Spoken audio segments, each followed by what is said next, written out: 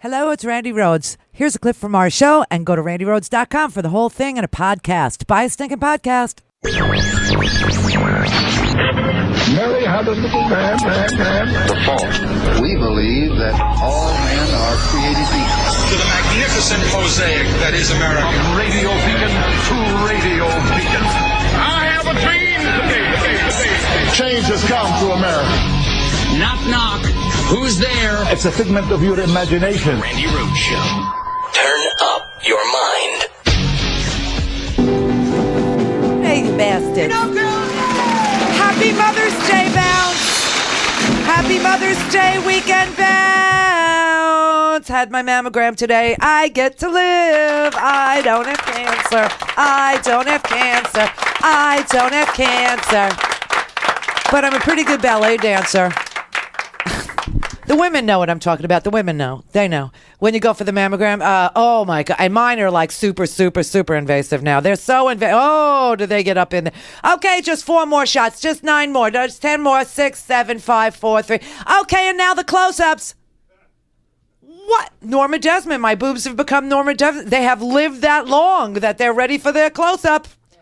And then, of course, you're put in a room for like the worst hour of your life. If you're lucky, if you have a radiologist like I have, my little Lorna. God, I love this woman. She has saved my life more than once. And, today was no different. So she puts you in a room, but she does it different. This is not one of these in and out clinic-y things. Okay. This is like, she cares so much about women, and she understands the screening can be a little traumatic. So she reads your reports right there and then, so you don't have to go home. And a week later, they call you and go, you got cancer. Thank you. Make an appointment. So, so she put me in a room. She dimmed the light. She said, oh, you look so stressed. My God. And she knows what I do. She's a fan. I'm a fan of yours too, Lorna. And so anyway, we were reminiscing. She says, I'm going to leave the lights dim for you. I'll go read these. I'll be right back. I'm sure it's going to be good news today. I just know it. I feel it. And she dims the lights. There are flowers in the room. Oh, it's just, and I started tweeting my brains out. So if you saw me go on a Twitter rant, for about an hour there, I was waiting for the results of my mammogram is what I was doing. And of course, why pass up a moment to work? Why take advantage of the spa-like atmosphere created by my radiologist? Why? Why would I do that? That's why she came in and she goes, oh, really? You've got to slow it down. Now, I remember when I got the bad news from her. She came in, the look on her face, I told you everything. She put her little hand on my leg. Remember, Howard was there. She put my little hand on my leg. I went, oh, I'm dead. She touched my leg. I'm in so much trouble. And, of course, that was a bad day. But this is the 1.5 year mark. And I don't have cancer. I don't have cancer. I don't have cancer. But I do have to slow down. Doctor's orders. So we're contemplating what to do. We're contemplating. We were just beginning to open up a conversation as the show began about whether or not we should take July 4th and turn it into a very long weekend and go check on our house in Costa Rica and smell the democracy down there because it reeks up here. Oh, my God. Seriously, dude. What is wrong with you? So we left off yesterday with the little snippets of the Lester Holt interview that everybody was, given. Thank you, NBC. Thank you, Lester Holt, for giving approval to anybody that wanted to use it, fair use. And so that we could play it for you and everybody. CNN played it more than NBC did. That's a little, boy, there's some attitudes over at the NBC. I'm telling you, I know that place. There's some stuff going on. They didn't want the Lester Holt to take the time away from their really sick, but CNN, they played it wall to wall, man. They just sat back, relaxed, and enjoyed the show because they knew what I knew. I played it at the top of the show yesterday, remember? And we broke our own format because there was such an ethical question for me that I had reached out to an ethics lawyer, a good one, the one that was the ethics advisor. I know, make your jokes, I made them, to the Bush administration. Hard to believe. Even he found it hard to believe. But what a charmer. What a charmer Richard Painter is. Oh, he was so great. And, we called him, I don't know, 5 minutes before the show started and asked him, could he be on in 5 minutes? And he said, all right, Randy, all right. And he came on, and we played him this clip. We played him the one that you've seen a million times, I'm sure. He's a showboat. He's a grandstander. The FBI has been in turmoil. You know that. I know that. Everybody knows that. No one knows that. You take a look at the FBI a year ago. Yeah. It was in virtual turmoil less than a year ago. It hasn't recovered from that. Monday. Wait. Okay, so this is the fun part. This is just the fun part, okay? He says things in this affirmative way to make you believe them the way that he believes them because he's detached from the real world. See, a year ago when the FBI was, reopening up because they had gotten somehow from the NYPD and the New York FBI, Bureau of the FBI had passed along this unlooked at computer, except to say they looked at it enough to know that there were some emails on there that had to do with the Hillary Clinton email story, the closed investigation, and they passed it on to Comey. Okay, so at that point there, where he's saying everybody knew they were in turmoil, everybody knew, he was out there saying he loved law enforcement, that the FBI was his favorite of all the law enforcements. You know, even the Clark dude in Wisconsin, he loved the FBI more than him. Crazy Clark man up in Wisconsin, sheriff. Loved the FBI more than Joe Arpaio.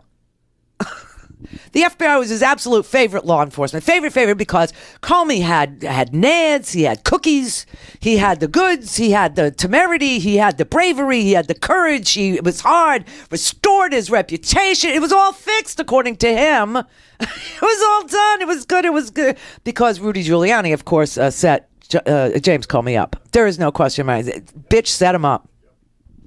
No question. All right, but I love the way he says this to us, okay? We will study him for years to come, He will be the big, political science 101 will be Marbury versus Madison, and then they'll downshift right into what you don't want to have happen to the executive branch, because Marbury versus Madison has to do with the judiciary. And then we'll move right into the executive branch, and we will study Donald Trump from that point on in your class. And they will say things like, he learned at the knee of... the Carnegie, the Carnegie salesman, the Dale Carnegie schools, and there was another guy, Peel. He was a minister, like I think he was a Methodist. Put out all these positive thinking things. Yes, Norman Vincent Peale. Fred Trump was a student of Norman Vincent Peale, and of course, young Donald was taken to Norman Vincent Peale's sermons as a young boy, and it was all power positive. So what he does is he goes, everybody knows it. This is what he lays out a false, completely alternative fact. And then he says, and everybody knows it, which makes you feel like the odd man out if you know that it's not true. See, this is what he does. It's a technique. It's a liar's technique, but more than that. It's a salesman. Norman Vincent Peale believed in the power of positive thinking so that vacuum cleaner salesmen would do better. Because Norman Vincent Peale was really about the middle class. And so he was, preaching this, hey, you could sell more vacuum. It was the Willy Loman school of thought is what it was. You can sell anything. Okay, so this is what he does. He says, and everybody knows it.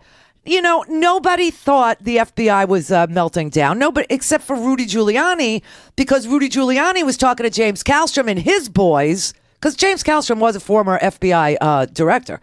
And now he's he's parlayed his great legal experience at the FBI, his really great tenure at the FBI, into a pundit for Fox News position. No, not a big law firm, not a consulting firm, not, it didn't set up his own legal house, not even a lobby shop. No, he's a Fox News pundit is what he is. So anyway, so this is the first technique, and that part just, I can't tell you how textbook this is from the power of positive thinking that swept, especially New York in the 1960s. Take a look at the FBI a year ago. It was in virtual turmoil less than a year ago. It hasn't recovered from that. Monday, you met with the Deputy Attorney General, Rod Rosenstein. Right. Did you ask for a recommendation? What I did is I was going to fire Comey. My decision. It was not. You had made the decision before they came in the room. I was going to fire Comey. All right, now let's dissect this a little bit. See, this is fun now. Now that you know what really happened, it's just so fun to review him because he's such a liar. Okay. The Deputy Attorney General Rod Rosenstein went to Don McGahn, the White House counsel's office, and told Don McGahn, I will quit this damn job if you don't correct the record. This is everything that Spicer, everything that Sarah girl with her sweater, her little cardigan there, and her pearls, everything that came out of her mouth, everything that came out of Spicer's mouth, everything that came out of Donald Trump's mouth, everything that came out of Pence's mouth, everything that came out of everyone at the White House's mouth was a damn lie. And he said, I cannot work in an environment where facts are not accurately reported. You need to correct the record. That's why Donald Trump went on Lester Holt. Problem is, he's an improv liar. See, this is what I said to Richard Painter yesterday. I said, you know the old expression where it's easier to tell the truth. I mean, I actually had this quoted from I did a little take on it that was my own. I can hardly even remember it, but it was on a Starbucks cup. I don't know if anybody remembers my Starbucks cup. But what Starbucks did, it was one of their campaigns, campaigns to make it, like a really friendly neighborhood place. And so they asked people of note, would they give a quote that they could put on the Starbucks cup? And I think Madeleine Albright had the most controversial one, something about she had something to do with women. Somebody in the audience will remember what she said. This is like a fuzzy memory, but I have my cup somewhere. I don't know where. It's probably in my garage in a box with all my crap. Because I'm not one to, like my dad's awards. That means something to me. Mine are in a box in the garage somewhere. But the cup said something like, it takes a second to tell the truth and a lifetime to lie. And so that's based on the old expression that, you don't want to tell a lie because you have to be really smart to tell a lie because, you have to remember all the lies you told because one lie leads to another, leads to another, leads to another. So that was my take on that. And at Starbucks like this. Anyway, so I asked Painter yesterday, I said, the old expression where they say, you don't want to tell a lie because, one lie leads to another and you have to be like really, I said, they don't even make an attempt. It's like hard work to lie. They don't even make the attempt to do the work to tell the lie well. Do you know what I mean? So anyway, Rod Rosenstein melted down. He's only on the job 2 weeks. And he threatened to leave already. Now, how would that look if the White House... I mean, they can't keep anybody good, right? You've had so many people fired. You had so many people leave. So anyway, Rod is the person that forced Donald Trump to go to Lester Holt. But Trump is an improv liar. He doesn't really care if he gets caught. It's like people are trying to figure out. Charles M. Blow wrote a beautiful piece, and he was trying to figure out why Trump is so disconnected from human nature. And I suggested in a tweet that perhaps he isn't one. That might be why he's so disconnected. Anyway, here goes. There's no good time to do it, by the way. Because in your letter you said I accepted their recommendation, yeah, well, so you had already made the decision. I was going to fire regardless of recommendation. So there was really he made a recommendation. He's highly respected, very good guy, very smart guy. The Democrats like him, the Republicans like him. He made a recommendation, but regardless of recommendation, I was going to fire Comey. Let me ask you about your termination letter to Mr. Comey. You write, I greatly appreciate you informing me on 3 separate occasions that I am not under investigation. Why did you put that in there? Because he told me that. I mean, he told me that. Okay, so he told me that. That's why I asked Richard Painter to come on the show, because I asked him, is that not, a conflict of interest? Because, Richard Painter is an ethics lawyer and he's very good at conflicts. And so I said, if you came to the White House and you wanted to serve in the Randi administration, and I'm telling you, you were the FBI director, and I say to you, okay, Richard, so you want to keep your job as FBI director, but I need to know, am I under investigation? If you told me yes or no, wouldn't that affect your position going forward? You can't ask that question. Is it a conflict? Everybody was speechless about the fact that he did do that, but it's worse than that. Because also, no one believed a law enforcement officer would answer that question. Well, then by last night, Comey's close associates talk to the newspaper and tell the newspaper the true story of what happened at the dinner. None of it comports with Twitler's version. I'm shocked, I tell you. Shocked! Clear for takeoff. Randi Rhodes Air Force. Air Force. RandiRhodes.com. Buy a stinking podcast. Yep, you heard me. I said buy a stinking podcast already. Thanks for listening to The Randi Rhodes Show. We're glad you're here with us live. But hey, how about this? When we're not live, did you know you can stream the show on demand anytime and anywhere you want? Just go to RandiRhodes.com, click on podcasts, and listen commercial-free whenever you want. And guess what? We're never closed. Open all day, every day. Buy a stinking podcast. That's RandiRhodes.com. Well, it's clear that something's very, very wrong with the nation's economy.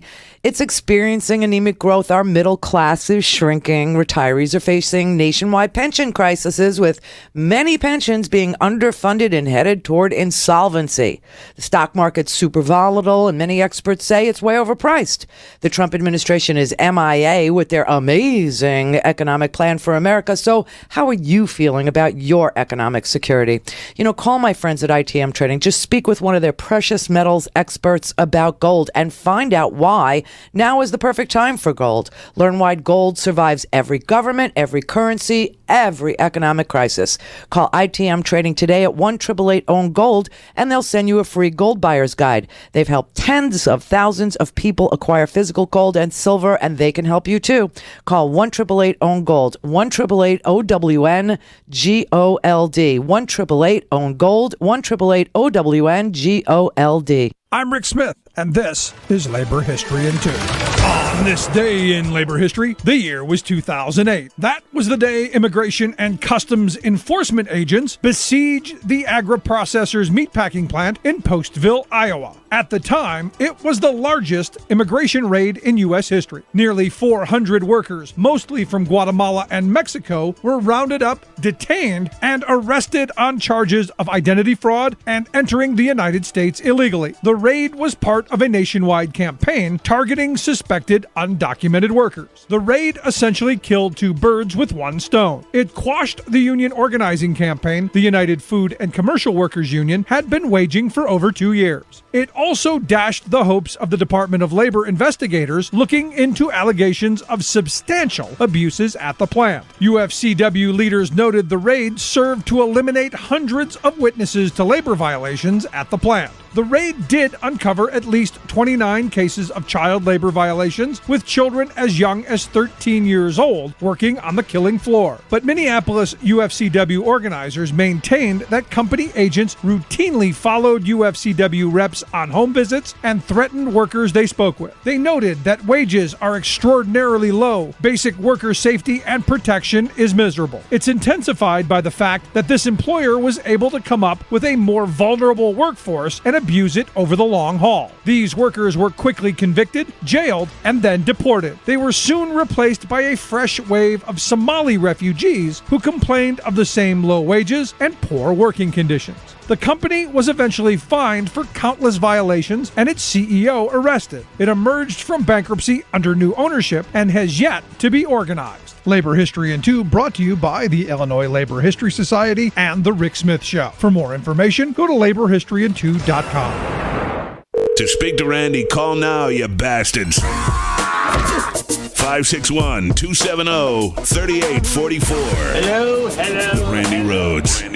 Air Force. I told you weren't under investigation with regard to the Russia investigation? I've heard that from others. I think was it a phone call? Did you meet face to face? I had a dinner with him. He wanted to have dinner because he wanted to stay on. We had a very nice dinner at the White House very early on.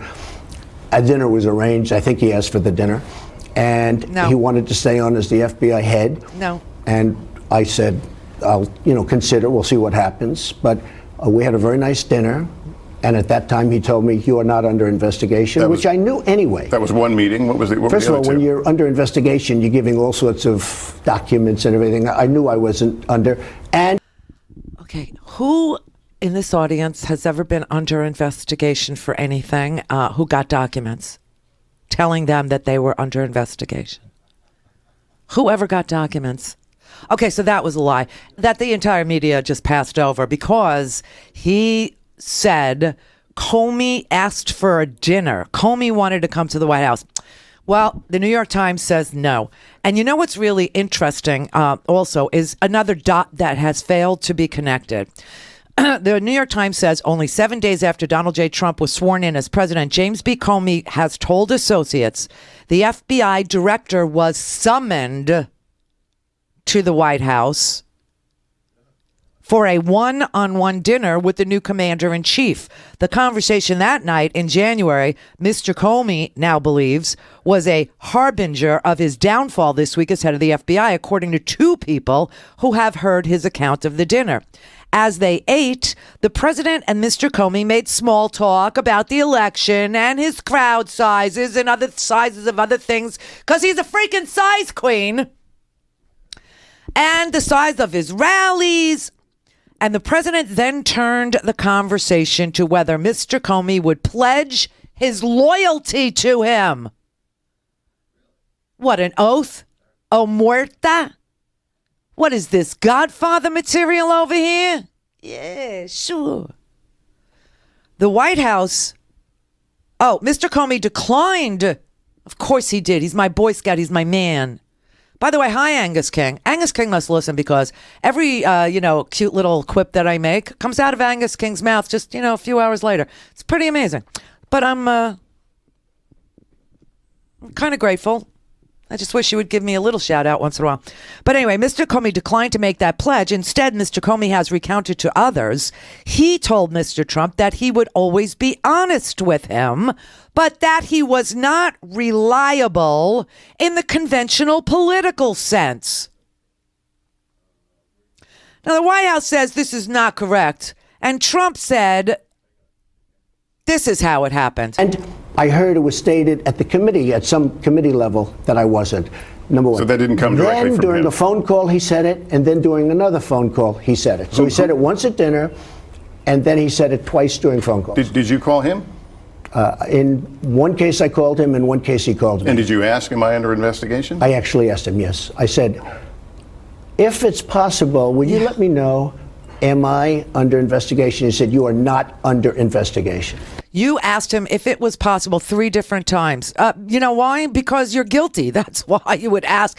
First of all, I doubt very much that that's the way he asked the question. I think it was much more the way that Comey, who has, shown to be under oath, a straight shooter.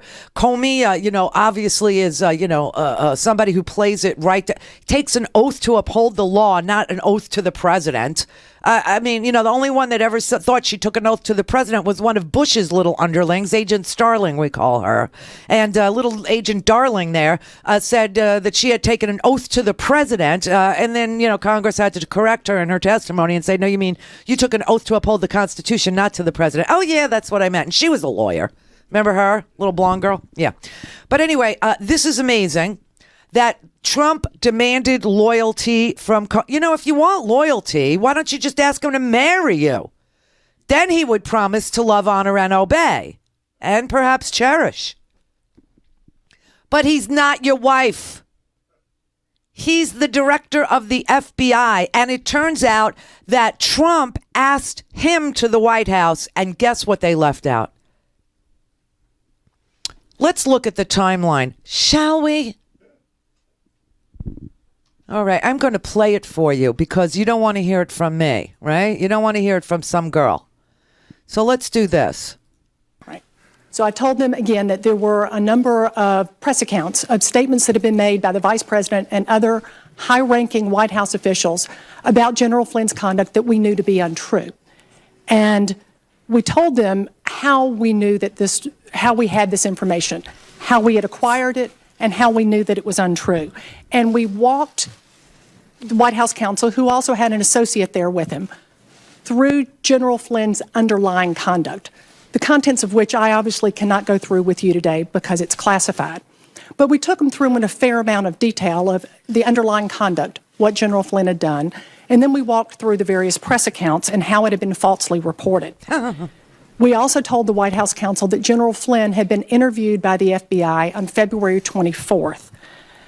Mr. McGahn asked me how he did, and I declined to give him an answer to that. And we then walked through with Mr. McGahn essentially why we were telling them about this. And the first thing we did was to explain to Mr. McGahn that the underlying conduct that General Flynn had engaged in was problematic in and of itself. Secondly, we told him we felt like the Vice President and others were entitled to know that the information that they were conveying to the American people wasn't true. Yeah, but he And knew. we wanted to make it really clear right out of the gate that we were not accusing Vice President Pence of knowingly providing false information to the American people. And in fact, Mr. McGahn responded back to me to let me know that anything that General Flynn would have said would have been based, anything that Vice President Pence would have said would have been based on what General Flynn had told him. We told him the third reason is because we were concerned that the American people had been misled about the underlying conduct and what General Flynn had done. And additionally, that we weren't the only ones that knew all of this, that the Russians also knew about what General Flynn had done, and the Russians also knew that General Flynn had misled the Vice President and others. Because in the media accounts, it was clear from the Vice President and others that they were repeating what General Flynn had told them, and that this was a problem because not only did we believe that the Russians knew this, but that they likely had proof of this information. And that created a compromise situation, a situation where the national security advisor essentially could be blackmailed by the Russians. Oh, God. Finally, we told them that we were giving them all of this information so that they could take action, the action that they deemed appropriate. I remember that Mr. McGahn asked me whether or not General Flynn should be fired, and I told him that that really wasn't our call, that was up to them, but that we were giving them this information so that they could take action. Okay, that happened on January 26th, that meeting with Sally Yates and the White House counsel, Mr. McGahn, and Mr. McGahn brought in some deputy counsel, and she brought somebody from the security agency, inside the FBI over with her, too. So January 26th, Sally Yates goes to the White House with this bombshell. The next day, the president calls Jim Comey. And the president tells Jim Comey, you better get your ass to the White House. Because Comey said through his associates who are now talking to the newspaper because they were instructed never to talk to any journalists as long as he was head of the FBI.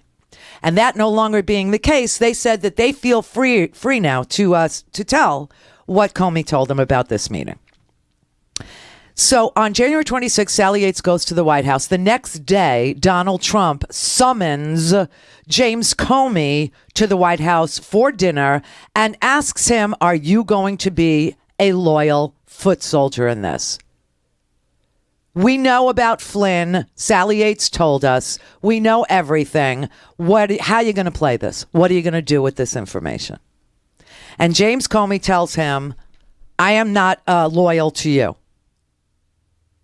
I am not a reliable political stooge. I am not reliable in the conventional political sense.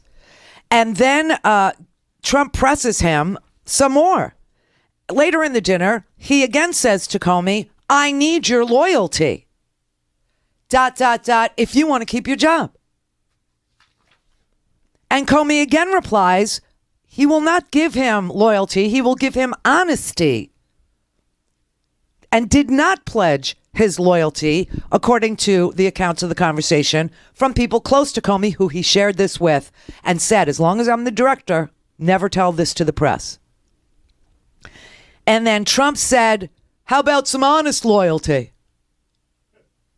I mean, what are we doing, business in a schoolyard here? What is the honest loyalty? And he said, you can have that.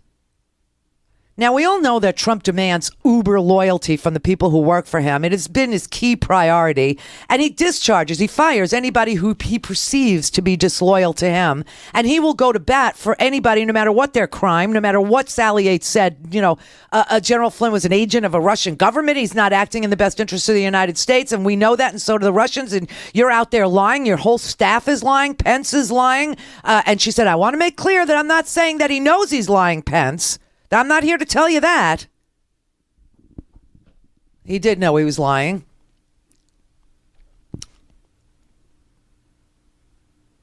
Oh, no, he knew he was lying because Elijah Cummings had sent a letter to the White House saying, Flynn's a Russian agent. I really wouldn't swear him in as national security advisor. So we know, everybody knew. But anyway, the dinner... Mr. Comey described details of his refusal to pledge his loyalty to Mr. Trump to several people close to him on the condition that they not discuss it publicly while he was FBI director. But now that Mr. Comey has been fired, they felt free to discuss it on the condition of anonymity. We don't believe this to be an accurate account, said Sarah Huckabee Sanders, the girl who said her Twitter and her phone messages and her Instagrams were blowing up with FBI officers who were just so upset about the FBI and what a disaster it had become. And then upon further questioning, she folds.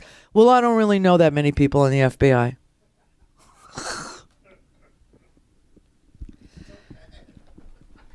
So what happens? Apparently Trump was waiting for his mammogram results because he started a Twitter, he went into a tweet storm.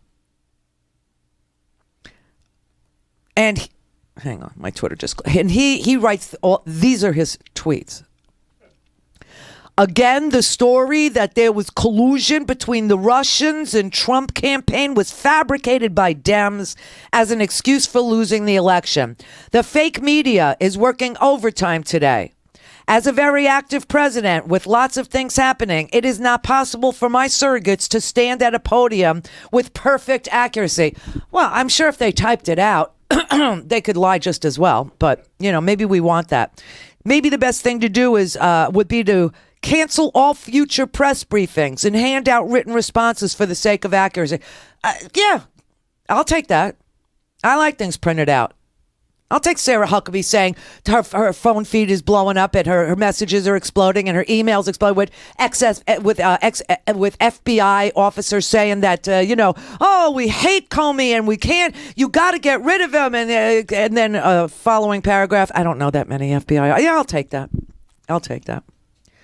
You know why this is closing? Because my battery's dying. Because I've been tweeting up a storm today. Then he writes this. James Comey better hope that there are no tapes. And he puts that in quotation marks of our conversation before he starts talking to the press. That's witness tampering. That's witness intimidation because Comey is going to eventually be called to testify, same way Sally Yates was called to testify. An idiot boy sat on the TV and told Lester Holt his version of the dinner, which means he can't claim executive privilege. You moron. He can't say, whatever Comey and I spoke about at the White House during that dinner is privileged. Because he sat there on the freaking TV and gave his account of the dinner and therefore waived executive privilege, which means Comey will get to say what his version is, except Comey will be under oath when he does it. Now, if the president wants to, you show me yours, I'll show you mine. If he wants to play that game, let's swear him in and get him under oath, too. And then somebody will be charged with perjury. And I really doubt it'll be my boyfriend. For a commercial-free, on-demand, whenever, wherever listening experience, visit randyrhodes.com for your personal premium podcast today. I love Herky Jerky because it's big protein, big flavor, big packs, and teeny tiny carbs. And that's why jerky is my favorite snack, but you cannot get the best stuff at the gas station. You have to order it online from herkyjerky.com, the best purveyors of jerky I have ever found.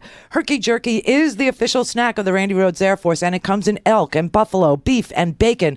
Oh yes, bacon, hot, mild, 14 other incredible flavors. And for the month of May, $6 off any order of $60 or more. Just use promo code SPRING. Free shipping as always when you order 2 packs or more. Try the venison, the beef, the buffalo, the bacon, the elk. Try the sticks. Try the slabs. Beef, elk, venison, bacon sticks. The most amazing thing you have ever had. The sticks have the right bite to them. The flavor is amazing, delicious, and fresh every time. And $6 off your order of 60 or more. Visit herkyjerky.com right now. herkyjerky.com. You're listening to WIN, Workers Independent News, a diversified media enterprises production. I'm Doug Cunningham. The Communications Workers of America say that AT&T's race to the bottom has cost America 12,000 jobs. A new report from the union reveals a sprawling web of 38 call centers in 8 countries that the CWA says is driving a race to the bottom for low wages and compromising quality service for millions of AT&T customers. CWA says workers at AT&T call centers in Mexico, Colombia, and the Philippines sold the names and full or partial Social Security numbers of hundreds of thousands of U.S. customers, prompting a record fine by the FCC.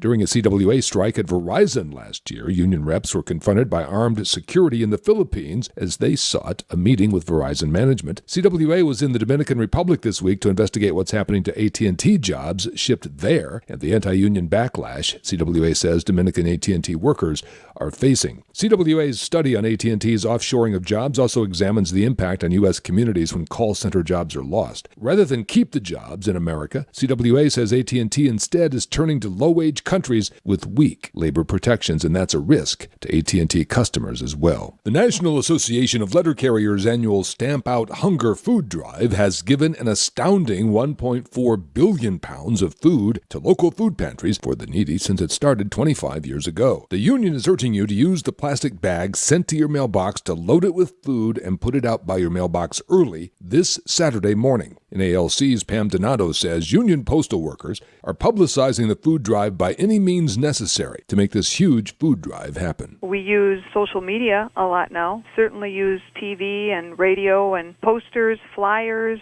church bulletins, anything that we can, anything that would catch somebody's attention to remind them that the second Saturday in May, May 13th, is the day they can leave a food donation at their mailbox and it will get to a local pantry. We believe that this food drive is a great cause, and we're just grateful to postal customers across the country who help us meet that need every year, and we just want to say thank you. Donato's union is at the heart of a collective effort to meet a real food need for the most vulnerable among us. It's a powerful example of the spirit of collective action for the public good. We've got partners that include United Food and Commercial Workers who go a long way to make sure that we can pay for those postcards. The Postal Service is an invaluable partner. We could not do this event if it weren't for them. And certainly we have United Way, the AFL-CIO. We've got partners that are really deep in their commitment to making sure that the issue of hunger is dealt with at the local community level. WIN is made possible in part by the OPEIU, the Office and Professional Employees International Union. You've been listening to WIN, Workers Independent News. For more information, visit laborradio.org. The Randi Rhodes Show is brought to you by our partners at ITM Trading. Call them at 1-888-OWN-GOLD and ask for a free gold kit. 1-888-OWN-GOLD. The Randi Rhodes Show is live on RandiRhodes.com and the free Progressive Voices app for Android and iOS. Visit the App Store or ProgressiveVoices.com now. Okay, a friend of mine made this product, okay? I swear to God, this is a real product, and they made a video to go along with it, and I just I just freaking love it, so. Hey, Jesus here. Now, I know you think my dad and I are all-knowing, all-seeing, yada, yada, yada, but, well, we've made a few mistakes. I mean, nipples on men, am I right? So, I saw a tweet about a new product called the Tiny Hands Grabbing Female Urinator Device. Well, That's when we realized our mistake. See, who knew what an inconvenience it would be for you girls to have to pee sitting down all the time? But this product's funny, right? I mean, a tiny little hand grabs you by the Who keeps bleeping me? Dad?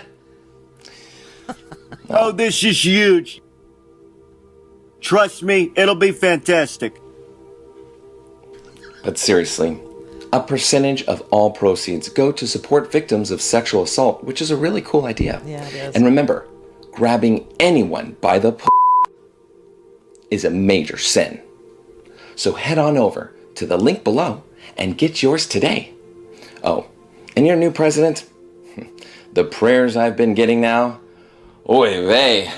Plus, I had my whole second coming trip planned soon, but no visa for this guy.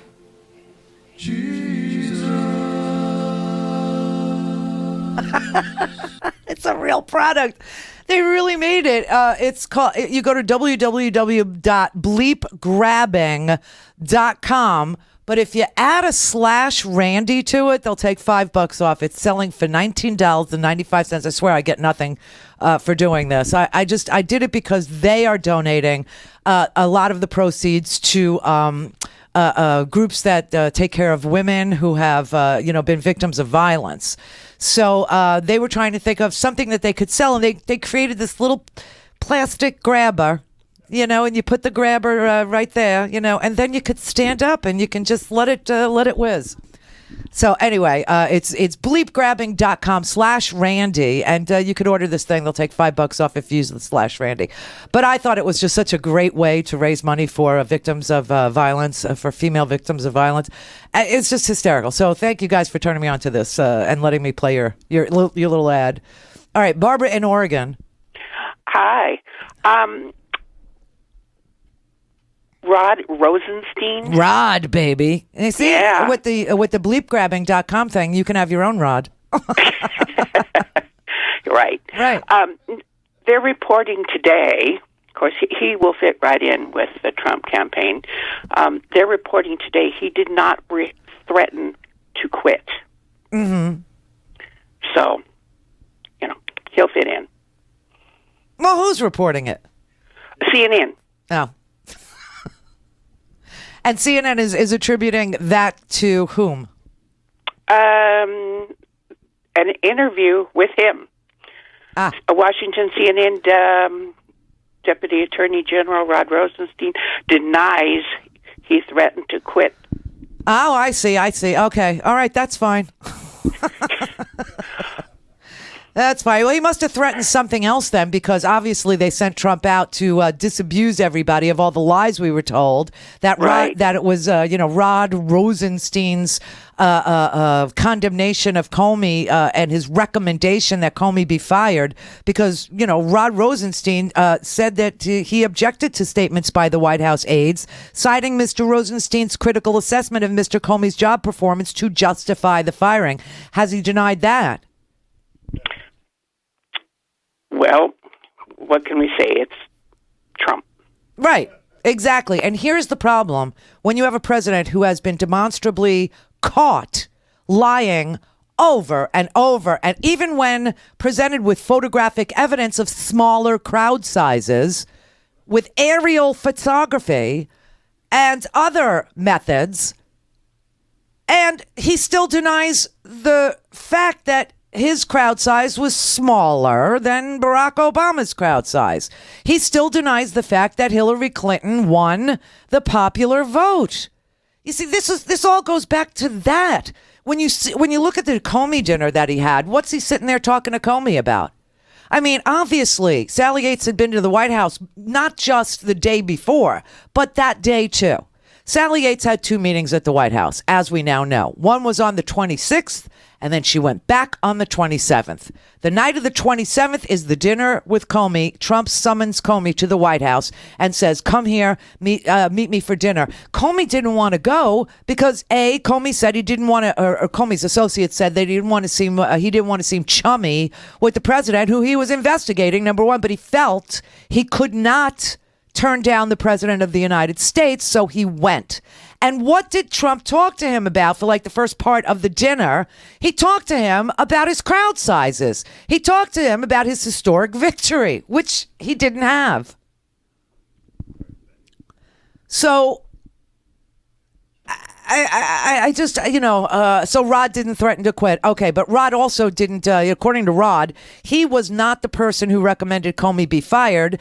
And Donald Trump shows up on the TV saying, I didn't recommend, he didn't recommend. He said, recommend or not recommend, I was going to do it anyway. Rick in Los Angeles. Hey, Randy, how you doing? Good. I'll tell you, Trump is such a damn liar. You just can't believe a word the guy says. This whole version of Comey, that Comey is the one who asked for the dinner. I mean, give me a break. Comey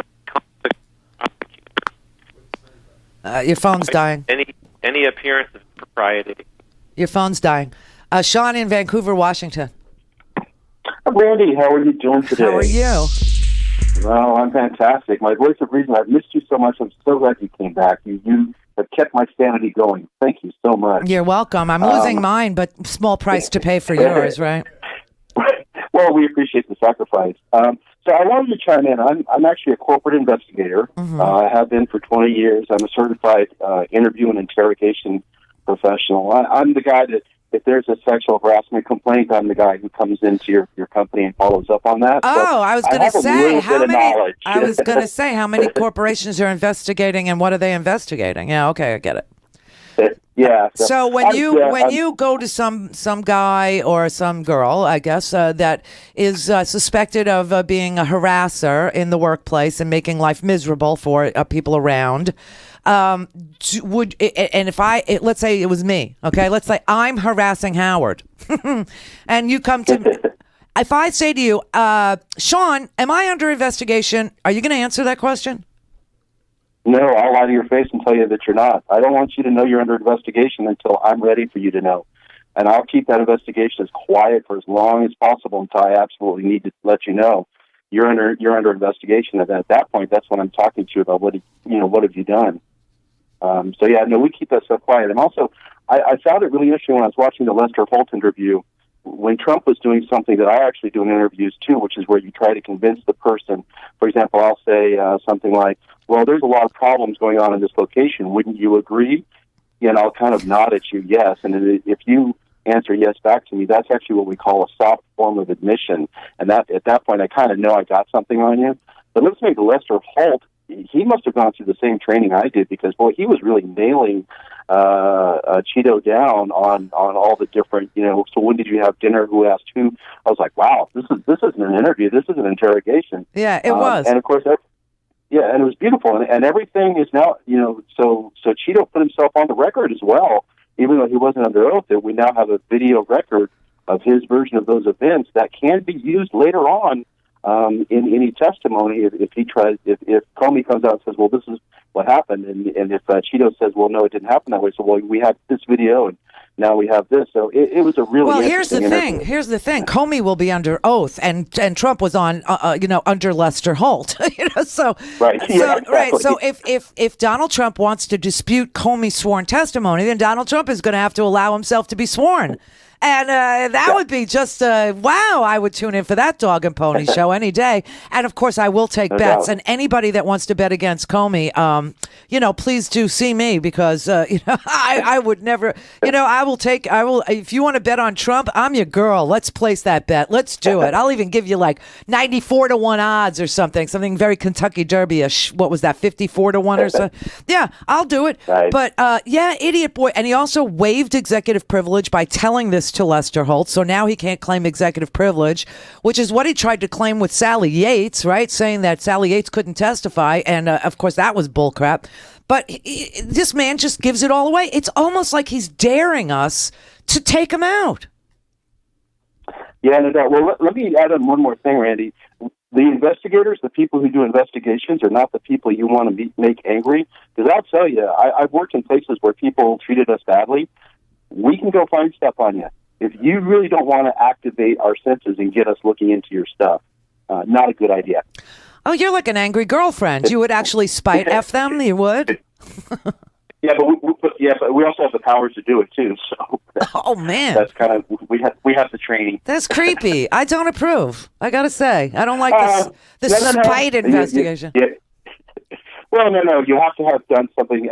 It's a long story. I could tell you if we had free time, but it's one of those things where if you pique my interest and I go looking, generally I can find something. So you don't want to make enemies of the FBI.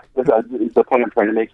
He's really making enemies of all these people who are already investigating. You know what? It's not just the FBI. This man has attacked all of our intelligence agencies. Now he's attacking our law enforcement agencies. I mean, there is nothing that, there is nobody and nothing who, reports real stuff that's really jeopardizing the democracy or American democracy or an insertion of a foreign adversary into our elections. You can't report that in Trump world because he will actually turn on you even if you risk your life for this country. This is why it was so telling when he trashed John McCain for being captured. This guy will turn on anybody's service. No, nobody is worthy. You either pledge loyalty to Trump or you're garbage. The intelligence communities are garbage. Now the FBI is garbage and in chaos. Everything is garbagey. Everything's in chaos. Everything that he keeps attacking all of our institutions that keep us safe. That's a dangerous man. When he said that our Constitution was archaic and needed to be scrapped, that was the moment when I'm like, why? How are we not impeaching him today? If Barack Obama had said that, if Bill Clinton had said that, they would the fires and the pitchforks. Yeah, definitely. All things Randy at randyrhodes.com. Go for launch. Speaking truth to power, the Randi Rhodes Show. Buy a stinking podcast. Now, the top of the hour on the Progressive Voices channel on TuneIn presents the Green News Report. He will not be making an announcement regarding that agreement until after he returns from the G7. Temporary reprieve for the planet. Trump postpones decision on Paris climate agreement. If the wind were to pick up, that could circulate air down in that tunnel and release radioactive particles into the air. Emergency declared at the most contaminated nuclear site in the nation. Majority of toxic Superfund sites located near low-income areas, plus a win for taxpayers and the climate, as Republicans fail to repeal methane flaring rule. All of those happy failures and more straight ahead. From BradBlog.com, I'm Brad Friedman. And I'm Desi Doyen. Stand by for 6 minutes of independent green news, politics, analysis, and snarky comment. Comedians, what are some shows we might hear on Redneck NPR? Guy Branum. Wait, don't tell me about climate change. Points, very good. This is your Green News Report.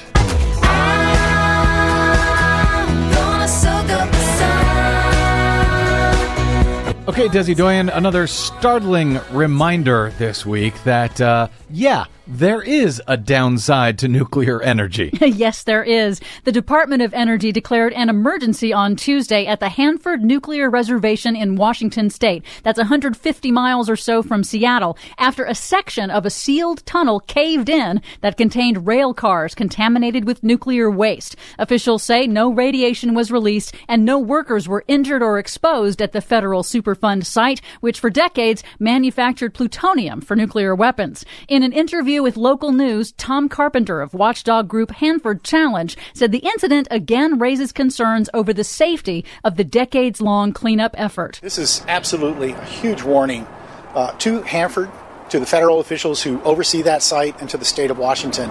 There are bad things at Hanford that could blow up, that could contaminate the communities, be a three-state disaster. And speaking of Superfund sites, there are about 1,400 abandoned, contaminated sites in the United States that are so polluted and so toxic that the federal government has assumed the cost and responsibility for cleaning them up. According to a new analysis from the Environmental Protection Agency, 70% of the country's most contaminated Superfund sites are located within a mile of low-income family housing. Bad news for marine life. Oxygen levels in the ocean are falling 2 to 3 times faster than predicted due to man-made global warming. Because warmer water can't hold as much dissolved oxygen as colder water, scientists predicted years ago that as oceans warm, the amount of oxygen in the oceans would drop, causing dead zones where marine life can't survive. Based on decades of ocean data, researchers at Georgia Tech conclude that dissolved oxygen in the ocean started dropping in the 1980s and appears to be unfolding about 2 to 3 times faster than previously predicted. Well, that's not good. No, it's not. But at least they're not living inside a nuclear waste dump, so there's that, right? Yeah. Meanwhile, the White House announced on Tuesday that President Trump will delay, again, a decision about whether to withdraw the United States from the historic United Nations Paris Climate Agreement signed by President Obama. On Tuesday, White House Press Secretary Sean Spicer said Trump will wait until after the G7 meeting in late May to decide. The president wants to continue to meet with his team, meet with not just the economic piece, but his environmental team, and come to a decision on what's the best interest of the United States using the expertise that surrounds him. And by expertise, of course, he means lobbyists, corporations, and fossil fuel interests, I suppose. Yes, he does. And those industry trade groups are heavily lobbying Trump to withdraw. But major American corporations like Google and major investors that control trillions of dollars in assets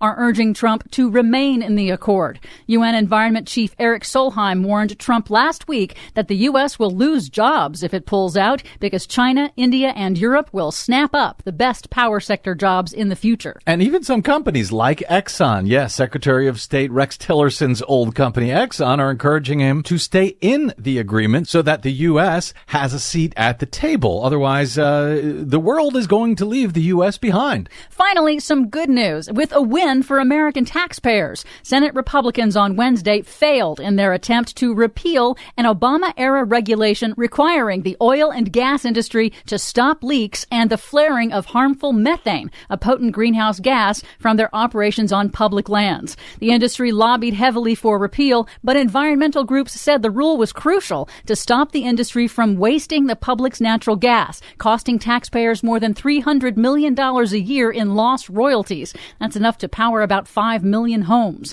3 Republican senators joined Democrats in narrowly defeating the repeal. And who were those Senate Republicans? John McCain of Arizona, Lindsey Graham of South Carolina, his buddy, and Susan Collins of Maine. Well, good for them. Glad they did the right thing. For the moment. For one single vote. But I'll take it. For much more on all of these stories and the ones we couldn't get to, check out our website at greennews.bradblog.com. Don't forget you can download our reports anytime via Stitcher, TuneIn, or iTunes. Find us, follow us, and share us worldwide via the Facebooks and the Twitters at Green News Report. I'm Brad Friedman. And I'm Desi Doyen. And this has been your Green News Report. I think I got it right this time. This has been the Green News Report on the top of the hour on the Progressive Voices channel on TuneIn. Mary had a little ram. The fault. We believe that all men are created equal. To the magnificent mosaic that is America. From radio beacon to radio beacon. I have a dream today. Change has come to America. Believe it. Knock, knock. Who's there? It's a figment of your imagination. Randi Rhodes Show. Turn up your mind. Every story has a beginning, and the story of Trump's relationship with Russia begins with money. In 1995, Trump reported nearly $1 billion in losses on his personal income taxes after a string of Trump casinos and hotels went bankrupt. Due to these repeated business failures, Trump struggles to get financing for future projects, right as the U.S. housing market is picking up.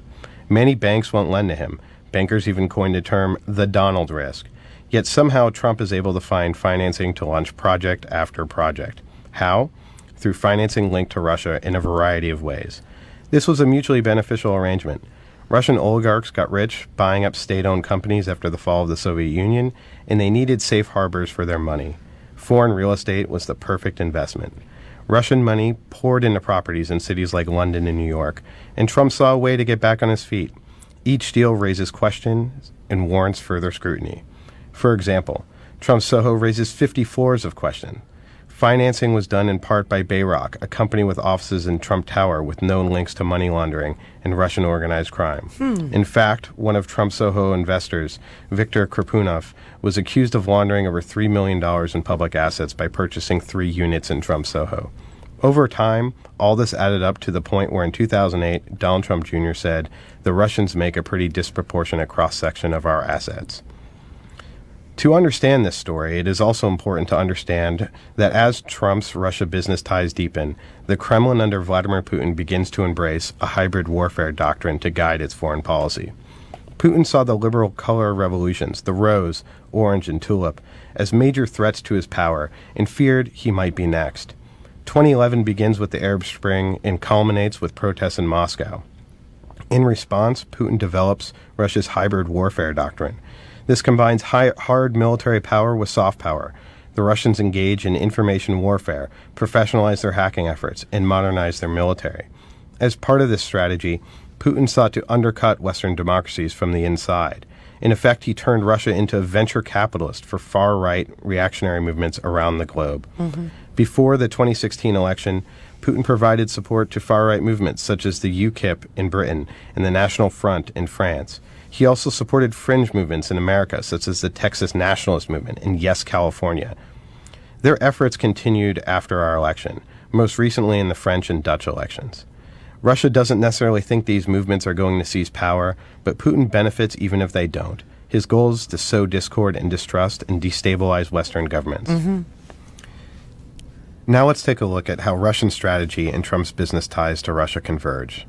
It is important to emphasize that Russia did not need Trump to win the presidency for their strategy to pay dividends. They saw him as a man who could be a major force for instability, even if he never became president. In Trump, they saw a celebrity with a massive Twitter following, a man with questionable ethics willing to tout absurd conspiracy theories like birtherism. And on top of all that, he had decades worth of ties to Russian money. In other words, he was the perfect mark. In November 2013, Trump brings Miss Universe to Moscow. Trump spends days attached at the hip to senior Russian officials and Kremlin-linked oligarchs. He says glowing things about Putin. He films a music video for the son of a Putin-connected oligarch, and he does it in the boardroom of the notorious Ritz-Carlton. What happened there deserves more investigation. Now, fast forward to the 2016 campaign. Trump's inner circle is filled with people who have ties to Russia. Trump personally announces an obscure individual named Carter Page as a top foreign policy advisor. We now know that a FISA court found probable cause to suspect Page of being a Russian agent. Paul Manafort, Trump's campaign chairman, received millions from a close Putin ally. Jeff Sessions chairs Trump's policy team. Michael Flynn is a top foreign policy advisor. Now, I want to zoom in on a couple key moments to show what it looks like when we pull all the pieces together. First, July 2016. Page travels to Moscow and meets with Igor Sechin on July 7th, the head of Rosneft and one of Putin's closest allies. A week later, Trump upends years of Republican hawkishness towards Russia, changing the Republican Party platform to end support for lethal assistance to Ukraine. A few days later, senior Trump campaign associates meet with Ambassador Kislyak. 2 days after that, WikiLeaks publishes the first batch of DNC emails, which we know were hacked by the Russians. And let me zoom in on one more moment. Friday, October 7th. The Billy Bush Access Hollywood tape is published at 4:03 p.m. And then, 29 minutes later, at 4:32 p.m., the first batch of Podesta emails are released, just as Roger Stone predicted. After the election, contacts between Trump officials and the Kremlin continued. But the scope of the case began to take shape on January 6th when the United States intelligence community releases a report concluding that Russia hacked our elections with the specific goal of putting Donald Trump in the White House.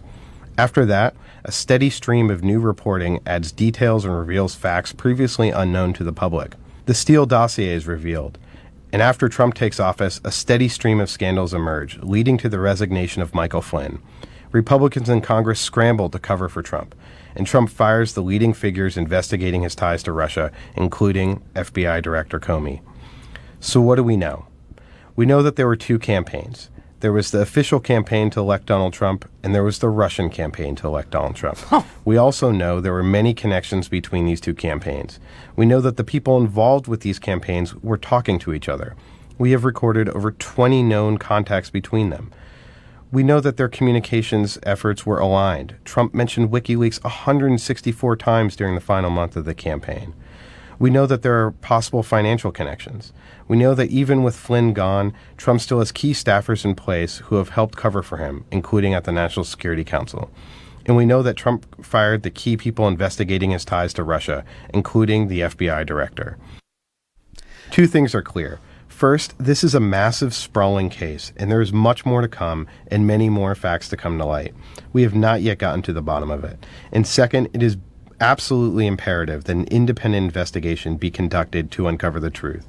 We have a president who wants to keep the American people in the dark. Until the truth comes to light, we need your help to keep the pressure on.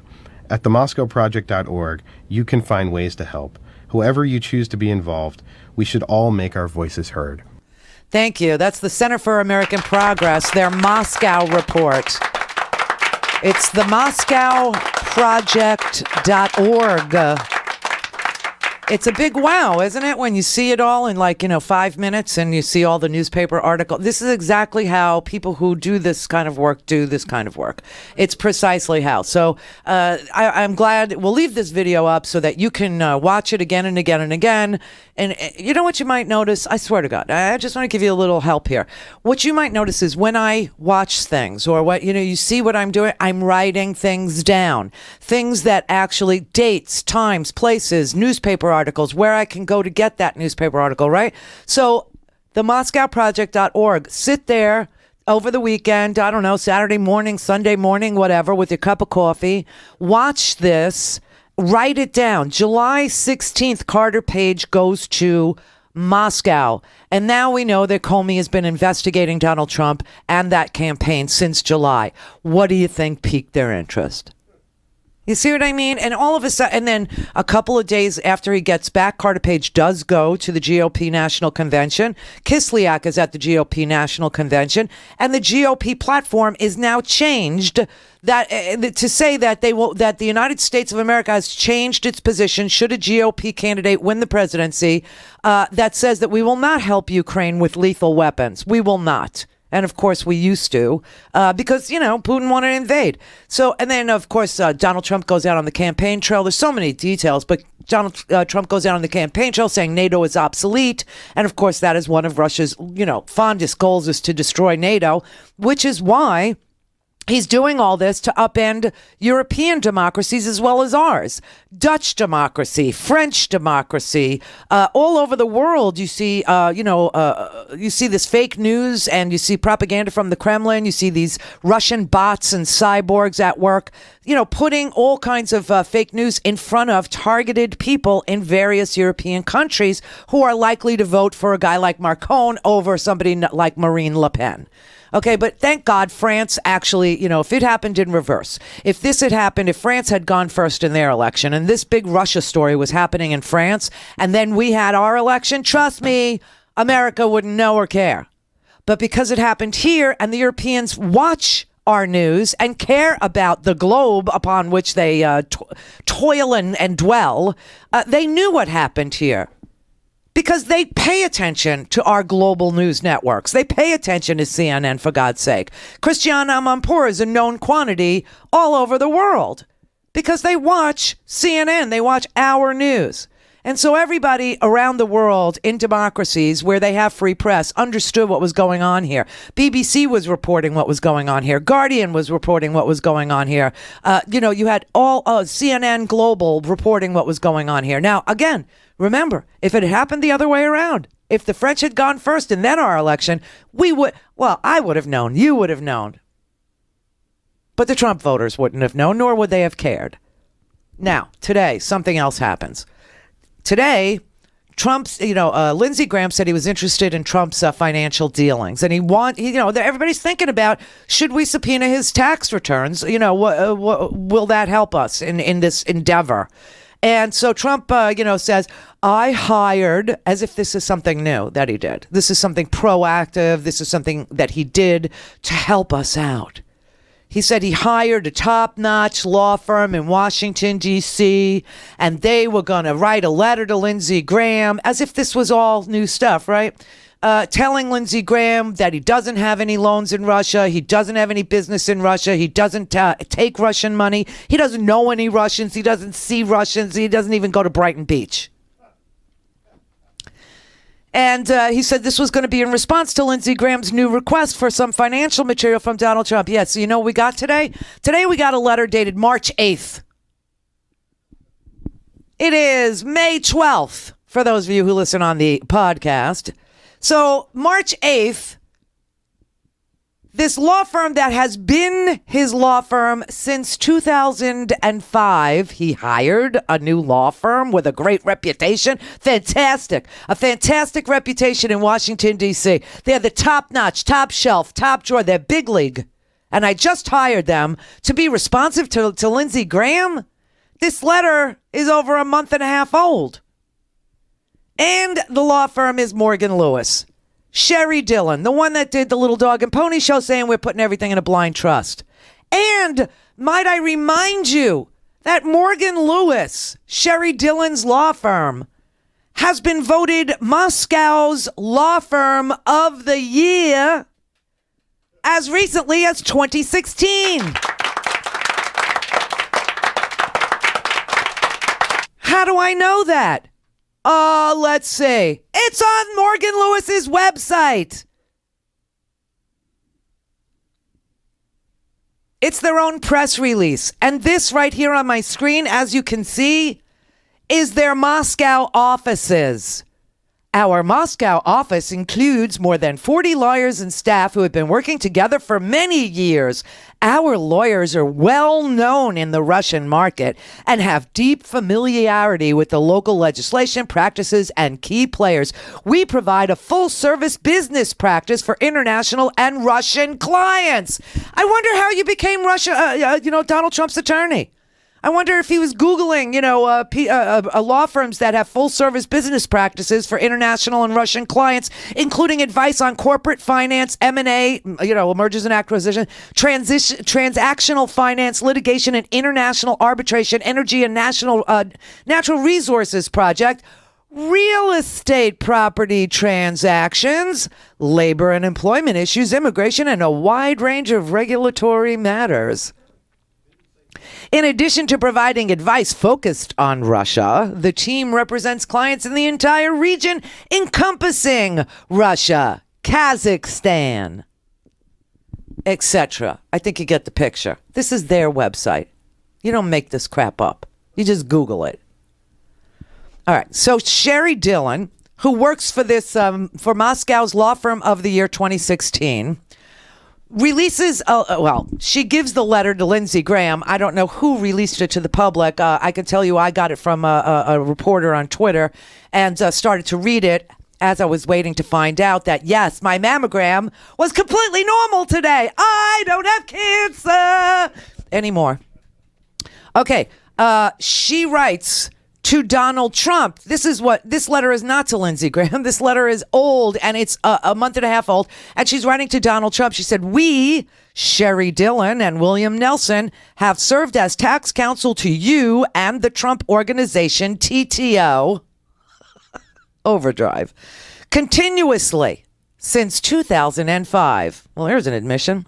As such, now check out the words. These people are wordsmiths, man. They probably are wordsmiths in Russian, Ukrainian, Kazakh, probably Urdu and other languages as well. But man, can they make your head hurt with their choice of words. She says, as such, we are familiar with your U.S. federal income tax returns and with transactions that are reported on your returns. In this capacity, you have asked us to review your returns for the past 10 years. Following such review, we hereby confirm the following facts. As disclosed in your most recent, not tax returns. Oh, no, they shift gears now. Because, they're familiar with his tax returns. They're familiar. I don't know if they're intimately. I don't know how familiar. I don't know if they ever bought the dinner, the drink for the tax returns, if they had a conversation, if they asked for the tax returns, loyalties. Don't know. But She is now quoting the executive branch personal financial disclosure report. See how they jump from the tax returns to the executive branch personal financial disclosure report filed on May 16th, 2016? Yeah. She said you hold interests as the sole or principal owner of more than, and here's a problem, 500 separate entities. Are these shell companies, Sherry? Are these, do they bank in Cyprus, these entities? I'm not really sure what these entities are, but she said collectively these entities are referred to and do business as TTO. Because you operate these businesses almost exclusively through sole proprietorships, S corporations, and or partnerships, your personal federal income tax returns reflect income that is earned by these entities and interest that is paid or received by these entities, as well as all income that you directly earned or interest that you paid or received. And then here's the key thing. With few exceptions, as detailed below, your tax returns do not reflect any income of any type from Russian sources, any debt owed by you or TTO to Russian lenders, or any interest paid by you, controlled by you or TTO, or any equity investments in Russian persons or entities and entities controlled by you. It's a long sentence. Or any equity or debt investments by you or TTO in Russian entities. The exceptions are... Okay, let's break here. We'll come back. I'll tell you the exceptions. They only amount to a measly, just around $107 million. These are the exception, $107 million. What is $107 million anyway between friends? But there's this one sentence in here that I have to read it to you. All right, 24 after. For a commercial-free, on-demand, whenever, wherever listening experience, visit randyrhodes.com for your personal premium podcast today. Buy a stinking podcast. Well, new economic numbers are out, and the Trump administration saw the worst economic growth in the last 3 years. And the really scary part is, who knows where the economy is going from here? That's why it is the perfect time to buy gold. Call ITM Trading now and speak to a precious metals consultant and ask for a free gold kit. Just say you're a Randi Rhodes listener and you'll get a complimentary copy of their newsletter. This issue examines 3 troubling economic problems that the Trump administration must solve or risk sending the U.S. economy into a full-blown recession or even worse. The newsletter also examines how you can benefit from these current economic conditions and how to take the right steps to protect yourself. ITM Trading has a long history of publishing original material that breaks down the complex financial system, enabling you to make informed financial decisions. You will love this information. Call my friends at ITM Trading today at 1-888-OWN-GOLD and ask for a free gold kit and get the complimentary newsletter. 1-888-OWN-GOLD. 1-888-OWN-GOLD. Helicopter parents hovering over their children. Is this you? Welcome to She Persisted. I'm Melissa Carter for the Progressive Voices Network. You should see my finger. I was not aware of how prevalent helicopter parenting was until I recently had dinner with a friend who is a teacher. She told me that on the first day of school this year, she witnessed parents coming in to stock and organize their children's lockers. Oh, and did I mention that she is a high school teacher? I then went on Facebook to ask people for other examples of helicopter parenting, and there was no shortage of responses. A teacher's 5th grade class had a parent who tied her daughter's shoes. Another witnessed a mother who kept her 2 sons' college schedules and called them every day, at least twice, to make sure they were doing what they were supposed to be doing. Some parents take part in the job interviewing process. Can you believe it? For the recent college grads, going as far as negotiating the salary. One young man got terminated from his job, and his dad met with the manager to get his job back. Some employees no longer call in sick to work. Their parents do it for them. What are we doing to our children? I thought being a parent meant you prepare your child for the real world. But helicopter parents seem incredibly selfish, as if the parents want to make sure that their children are not prepared for anything and need them for the rest of their lives. That's an attitude we take with our pets, not human beings. Someone once explained to me that the true test of how in shape someone is lies in their ability to recover from the exercise, not the exercise itself. And I think that same philosophy can be applied to life. It's not about avoiding stress and strain. It's the ability to rebound from it that shows how mature or stable a person is. I say your kids have enough friends, so stop trying to be one and start growing a backbone. You can be their friend when they're an adult, but when they're a child, you need to raise them. And then maybe you can land that helicopter and let your children grow up. This has been She Persisted for the Progressive Voices Network. I'm Melissa Carter. All things Randy at randyrhodes.com. Go for launch. Speaking truth to power, the Randi Rhodes Show. Okay. With few exceptions as detailed below, your tax returns do not reflect 1. Any income of any type from Russian sources. 2. Any debt owed by you or TTO to Russian lenders or any interest paid by you to TTO, controlled by you or TTO. Any equity investments by Russian persons or entities in entities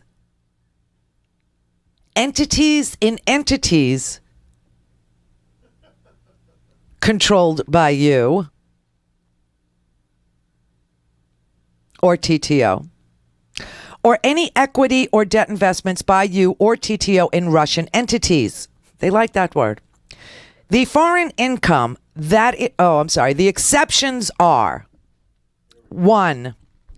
In 2013, the Miss Universe pageant was held in Moscow. And of the $12.2 million of foreign income that it earned that year, a substantial portion of it was attributable to the Moscow event. In 2008, Trump Properties, LLC, sold an estate in Florida that it had acquired in 2005 for approximately $41 million to a Russian billionaire for $95 million. So far, we have $107 million from persons or entities, Russian. 3, over the years, and this is unbelievable, over the years, it is likely that TTO or third-party entities engaged in ordinary course sales of goods or services to Russians or Russian entities such as sales, rentals, fees for condominiums, sales of condominiums to Russians, okay, hotel rooms, rounds of golf, books, or Trump licensed products, for example, ties, mattresses, wine, etc., that could have produced income attributable to Russian sources. Such income would not have been separately identified as Russian in your books and records, and therefore not separately reflected on your tax returns. With respect to this last exception, the amounts are immaterial. She is actually saying that she's accepting from this reportage any sales of condominiums to Russians. Any sales of condominiums, any sales of New York City real estate apartments or Florida real estate apartment, $1 million, $4 million, $7 million apartment, $11 million apartments, those are immaterial things. When somebody is asking, did you get money from the Russians? Those are immaterial things. Oh, Sherry, let me tell you, you might think you're good, but if I can understand what you're doing here, you're not that good. This is unbelievable. This is just crazy. I love this sentence. The exception, over the years, it is likely that TTO or third-party entities. Now, who are these third-party entities? Are these shell companies? Are these Cayman Island companies that he start? What are the 500 entities? That's the you know what I mean? But this last sentence just kills me. One of the exceptions, over the years, it's likely that TTO or third-party entities engaged in ordinary course sales of goods or services to Russians or Russian entities, such as sales, rentals, fees for condominiums. Never mind the freaking mattresses that he sold in Russia. Never mind, whatever he sold. These are immaterial things. I got news for her. What you said in this letter is that Trump has no businesses in Russia except for the businesses he has in Russia. And Trump doesn't do business with Russians except for the Russians he does business with.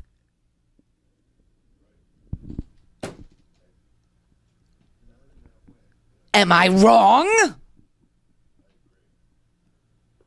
Chris in Brooklyn.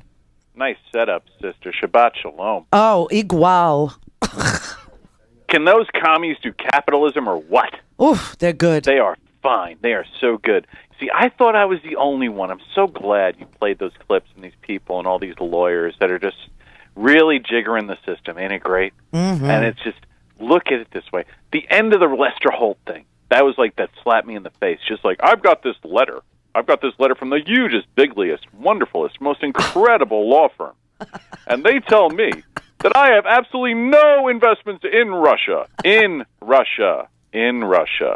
There's nothing between me and Russia at all. It's all because it's like, as if, how many things, how many properties, how many golf courses, how many estates, how many Ivankas do I own in Russia? Not a single one. But let's look at the other side. How much money has come over from our oligarchical pals from Russia to spend money on golf courses, as related in Golf Digest by the biographer of Jack Nicklaus? Let's do something even simpler. It's Friday. People might be, imbibing a little. So let's do this very simply. Oh, I'm imbibing. Okay. In 2013, Russia was under U.S. sanctions. How the hell did he have a Miss Universe pageant in Russia in 2013? Shall we go to the website of Moscow's law firm or Russia's law firm of the year and look at what Morgan Lewis says? Quote, "We are particularly adept at advising our clients about compliance and sanction matters." This law firm is experienced in skirting the U.S.-placed Russian sanctions for U.S. real estate magnates. This is what they say they're good at. How the hell does he have a pageant in freaking Russia when Russia is under sanctions for invading Ukraine? Believe it or not, there is some good news to be heard here. I actually listened to a bevy of Trump supporters dyed in the wool. These people love this man beyond all reality. Mm-hmm. He is their Jesus Christ. He's daddy. They call him daddy. You know that? Daddy. Oh, God. Oh, these are some sick freaks, man. Yeah, go ahead. But they were all freaking out over the cracks in the foundation. They were looking and like, oh, my God, wait a second. There really is something wrong here. And they're trying to it does not compute. I mean, they're blind obeisance to this man right now. They're feeling the foundation starting to shake underneath them. It's like, wait a second, maybe there is something going on here. Oh, you think? You think? You think? But I got a movie pitch for you. Oh. The James Comey story. Yeah. My Dinner with Adult 45. You know something? I wrote a book. I never published it, but it's so good. But the very first working title of this book was The Dinner. And I changed the title, but every time I hear about the dinner now, the dinner, it always comes down to a dinner. It always does. It was not a successful dinner because no missiles were shot and no Syrians were harmed. But didn't they have the most beautiful chocolate cake in the world?